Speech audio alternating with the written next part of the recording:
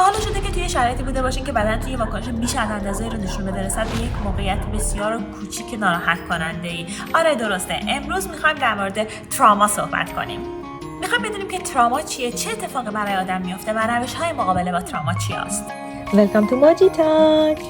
آقای دکتر بسل واندر کوک، سایکاتریست و نوروساینتیست هستن که بیش از 50 سال تحقیقات خودشون در مورد تراما رو توی کتابی خلاصه میکنن به اسم The Body Keeps Score. ایشون همچنین یه ویدیو خیلی معروفی دارن به اسم How the Body Keeps Scores on Trauma که بیش از 2.5 میلیون بار دیده شده که ایشون در این ویدیو میگن که سال 1978 سالی بود که بعد از 6-7 سال جنگ ویتنام تموم شده بود و در اون سال من برای اولین بار با یه سری از جانبازها ملاقات داشتم که می‌دیدم که زندگی چقدر برای اونها متفاوته. در واقع اونها دائما در حال مرور خاطراتی بودن از دوستانشون که الان دیگه حضور نداشتن و مرده بودن و زمان بسیار سختی رو داشتن برای اینکه بتونن همسرانشون، پارتنرهاشون رو دوست داشته باشن و به طور معناداری در زمان حال زندگی بکنن. انگار که قلبشون در اون خاطرات گیر کرده بود. اینها پسرای بسیار شایسته، موجه و باهوش بودن، ولی انگار که خودشون زیر سایه منی که در جنگ سالیان سال حضور داشته بود گیر کرده بودن و اونجا مونده بودن.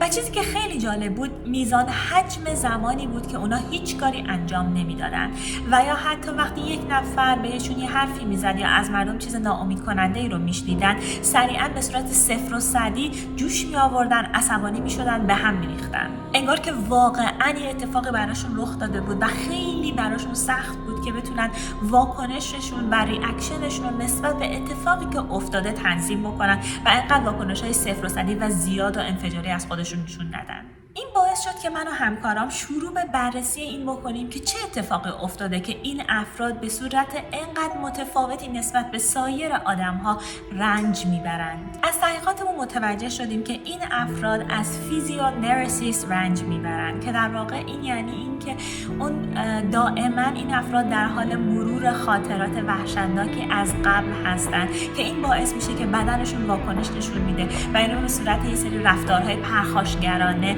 یا تیک‌های عصبی در این افراد دیده میشه و میتونستیم ببینیمشون که این شد تعریف بنیادینی برای PTSD یا همون Post Traumatic Stress Disorder. PTSD شرایط روحی هست که این وقتی شعله‌ور میشه که شما یک اتفاق ناخوشایند و ناگوار براتون رخ میده که باعث میشه که یه سری تجربیات ناخوشایند در گذشته که شما شاهدش بودین یا براتون رخ داده دوباره براتون یادآوری بشه و باعث ایجاد استرس و اضطراب‌های بسیار زیاد، کابوس‌های شبانه و از کنترل خارج شدن افکارتون، طوری که افکارتون حول اون اتفاق ناگوار بچرخه و شما نتونین که کنترلش کنیم و از کنترلتون خارج بشه میگرده و به این میگن PTSD. اون اتفاقها میتونه اتفاقهای خارج از معمولی مثل جنگ، قتل، تجاوز باشه یا خیلی اتفاقهای معمولی تری در لول پایین تری میتونه براتون رخ داده باشه. تراما برخلاف آنچه که ما فکر میکنیم خیلی اتفاق رایجی هستش. توی امریکا از هر 5 زن 1 زن هستش که مورد آزار و اذیت جنسی قرار گرفته باشه. و این فقط برای زنها اتفاق نمیفته، بین آقایون هم تراما بسیار رایج هستش. در بین کودکان از هر 4 کودک 1 کودک هستش که مورد ضرب و شتم از طرف خانواده‌اش قرار گرفته و از هر 5 کودک 1 کودک هستش که دعوای فیزیکی بین والدینش رو نظاره‌گر بوده و دیده. وقتی که حرف از تراما میشه بیشتر آدم‌ها چیزایی مثل قتل، تجاوز یا جنگ به ذهنشون میرسه، در صورتی که عوامل بالا که براتون گفتم اینها هم همشون تراما به حساب میاد و باعث ایجاد تراما در آدم‌ها میشه. طبیعت تراما اینطوری هستش که گوش‌هاتون، بدنتون شروع به یخ زدن میکنه، موهای روی تنتون سیخ میشه و این سیگنال به مغز شما فرستاده میشه که من دارم یک ترامایی رو تجربه میکنم. اینکه آیا من تو شرایطی هستم که خطرناکه یا سیفه، آیا من در امنیت قرار دارم یا این شرایط خطرناکی هستش. این شرایط بدتر و بدتر میشه و تراماتیک‌تر میشه وقتی که شما متوجه این بشین که هیچ کاری رو نمیتونین در اون شرایط تراما انجام بدین و در این حالت هستش که بدنتون 2 تا ریاکشن رو در نظر میگیره، یا اینکه شروع میکنه به مقابله کردن و ریاکشن نشون دادن، یا اینکه کلا خودش رو میبازه و در مقابل این تراماها شما از پا میافتین. اثر ماندگار تراماها این هستش که شما ادامه میدین به ریاکشن نشون دادن و عکس العمل نشون دادن به اتفاقات ناگواری که توی زندگیتون میفته، ولی شما عکس العمل‌های خیلی بیشتری نشون میدین نسبت به آنچه که رخ داده و انگار به نظر میاد که حساس شدی و داری بیش از اندازه عکس العمل نشون میدی. ممکنه یکی داره توی سوپرمارکت حرفی میزنه، شما سریع عصبانی بشین، در حین رانندگی عصبانی بشین، از ترافیک غر بزنین، به شرایط مختلفی ایراد بگیرین و مدام از رفتارها و کارهای همسرتون یا بچه‌هاتون خسته بشین و هی به خودتون بگین چرا این کارو میکنن یا سر اونا داد بزنین. خیلی کم و به ندرت پیش میاد که آدم‌هایی که این عکس‌العمل‌ها رو دارن بدونن که این عکس‌العمل‌هاشون ریشه در تراماهایی داره که در دوران کودکیشون و بچگیشون تجربه کردن یا در گذشته ازش آسیب دیدن. در واقع اون رخداد قدیمی باعث میشه که بدن شما همچنان طوری واکنش بده که انگاری که داره اون خطر رو دوباره و دوباره تجربهش میکنه. پس بزرگترین چالش در مقابله با آدم‌هایی که تراما رو دارن تجربه میکنن این هستش که بهشون این اطمینان خاطر رو بدیم که اونها در حالت سیف و امنی قرار گرفتن و هیچ خطری تهدیدشون نمیکنه. در واقع اون بدنی که اونها دارن که اون تراما رو تجربه کرده،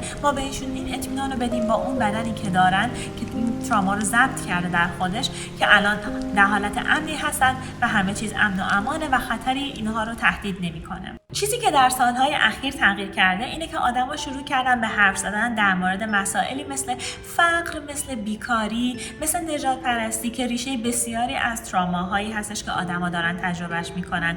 در واقع سالهای قبل اگر شما میرفتین پیش دکتر روانشناس یا روانپزشکی، ایشون بدون اینکه هیچ توجهی به شما بکنه و بخوان که حرفاتون رو گوش بده، شروع میکرد سریع میگفتش که آره این مشکلاتو داری، 1 2 3 4 5 اینا مشکلاتی هست که تو داری ازشون رنج میبری و درمانش اینه، این داروها رو برات مینویسم برو بخور و حالت خوب میشه. در صورتی که این ممکن بود که تا یه مدتی جواب بده و در واقع به گفته اون دکتر دیگه نری سراغ کارهای احمقانه، ولی برای همه آدما جواب نمیداد. چیزی که این آدمایی که تراما رو تجربه میکردن بیش از همه نیازمندش هستن اینه که آدمایی باشن که بتونن اونها رو گوش بدن، بتونن راحت براشون حرف بزنن، بتونن از مشکلات و غم و غصه های دلشون براشون بگن بدون اینکه احساس گناه کنن و به خودشون بگن که عجب اشتباهی کردم که حرف زدم. بتونن راحت در مورد مشکلاتشون، ضعفاشون با یه آدم امنی صحبت بکنن و اون آدم بهشون کمک بکنه و بگه که این مشکلات و ضعفا از کجا ریشه میگیره و منشأشون کجاست. این حالت بسیار کمک کننده خواهد بود برای آدمایی که تراما رو تجربه کردن. چون تویی که تراما رو تجربه کردی، تو واقعا نیاز داری به این که یه کسی باشه که بتونی براش حرف بزنی و بگی که آره من اینو تجربهش کردم، آره من دارم از این مراحل رد میشم و من میخوام که بلند شم، زخمامو روشون مرهم بزنم و خودم مراقب خودم و زخمهایی باشم که برای من رخ داده. این مسئله خودآگاهی و دونستن این که چرا اون عکس‌العمل‌ها رو نسبت به اون شرایط از خودت بروز دادی، مرحله بسیار مهمی هست برای بهبود پیدا کردن از تراماها و اتفاقاتی که در گذشته برای شما رخ داده. همه ما نجات یافته های یک سری تراماهایی هستیم توی زندگیمون که برامون رخ داده. مسئله اینه که برای بعضی‌ها شدت این تراما بسیار بسیار بیشتره. دکتر دل کولک در ادامه میگن وقتی ازم میپرسن که نقش تو توی این جامعه چیه، من میگم که من دوست دارم اون فردی باشم که به آدما کمک کنم که از تراماهاشون نجات پیدا بکنن، کمک بکنم که ذهنشون رو بتونن رشد بدن و فرد خوبی در جامعه باشن. این در واقع بزرگترین چالش عصر حاضر ماست. دکتر دل کولک سخنرانی دیگه ای دارن که بیش از 4.9 میلیون بار دیده شده و در اون روش‌های مقابله با تراما رو بدون استفاده از دارو درمان رو میگن که 5 موردش هست که ما اینجا بهش اشاره میکنیم. روش اول، تکان دادن انگشت مقابل چشمان. وقتی اتفاقی رو دارید تجربه میکنید که تراماهای گذشته‌تون رو داره براتون یادآوری میکنه و بدنتون داره از اون حالت طبیعی خودش خارج میشه، سریعا شروع بکنید و انجام این کار و بگیرید یه دونه انگشتتون رو در مقابل چشمتون از راست به چپ و از چپ به راست این رو جابجاش بکنید. این باعث میشه که مغزتون بیشتر توجهش بره سمت اینکه انگشتتون رو بخواد نگاه بکنه و حرکت انگشت رو تعقیب بکنه و ببینه که تصویرهای متفاوتی که از زوایای مختلفی داره به مغز میرسه اونها رو بیاد تحت بررسی قرار بده و تمرکز بیشتری رو بخواد صرف اون بکنه و این باعث میشه که شما از اون حال بد خودتون خارج بشین. 2. یوگا کردن باعث میشه که اتصال عمیقی بین شما و بدنتون رخ بده که از حالات مختلف بدنتون آگاه بشین و بتونین بدنتون رو در بیشترین حد خودش سنس بکنین و احساس بکنین. باعث میشه که به نفس کشیدنتون توجه بکنین، به حالات مختلف بدنتون توجه بکنین. 3. Theater and movement. بازی کردن نقش‌های متفاوت باعث میشه که شما متوجه این مسئله بشین که چه میزان میتونین احساسات متفاوتی رو تجربه بکنید بسته به این که چه تصوری نسبت به خودتون و چه باوری نسبت به خودتون داشته باشین. اگر که نقش یک شاهزاده رو ایفا بکنید و یا نقش یک جنگجو رو ایفا بکنید، بدنتون در هر دو حالت داره احساسهای متفاوتی رو تجربه میکنه و این باعث میشه که شما ارتباط عمیق‌تری رو با بدن خودتون داشته باشید. مثلا شروع کنین بلند با خودتون حرف زدن انگار که یک پادشاه هستین و این باعث میشه که از اون حالت تروماتیکی که دارین در بیاین و کنده بشین. 4. بازخورد عصبی یا نیورال فیدبک. خب این یعنی چی؟ یعنی اینکه میان 2 الکترود در 2 سمت جمجمه‌تون یا مغزتون قرار میدن که این باعث میشه که وقتی جریان مغزی به حرکت میاد اون وقت این باعث آرام شدن شما میشه و باعث میشه که ما بتونیم تنظیمات جدیدی رو به مغز شما شکلش بدیم که بتونین شما از اون حالت تروماتایز شدنتون در بیاین و خارج بشین و بتونین فضای بیشتری رو برای مغزتون در نظر داشته باشین که بتونین تجربیات جدیدی رو انجام بدین. نکته آخر به نقل از دکتر در کولک استفاده از روانگردان ها هستش که من به هیچ وجه توصیه‌شون نمی‌کنم، اما خب به گفته ایشون استفاده از روانگردان ها باعث میشه که از اون حالت ترومایی که تجربه کردین بیرون بیاین. خیلی ممنونم ازتون که تا اینجا ویدیو رو تماشا کردین. امیدوارم که از تماشای این ویدیو لذت برده باشین و حالا شما بهم بگین که آیا شما تو زندگیتون تراما رو تجربه کردین؟ اگر تجربه کردین برای شما تراما چه حالتی داشته؟ خیلی ممنون میشم که نقدی، انتقادی، پیشنهادی دارین تو کامنت ها برام بنویسید. خوشحال میشم که دکمه سابسکرایب رو بزنید و تا ویدیوی بعدی خداحافظ.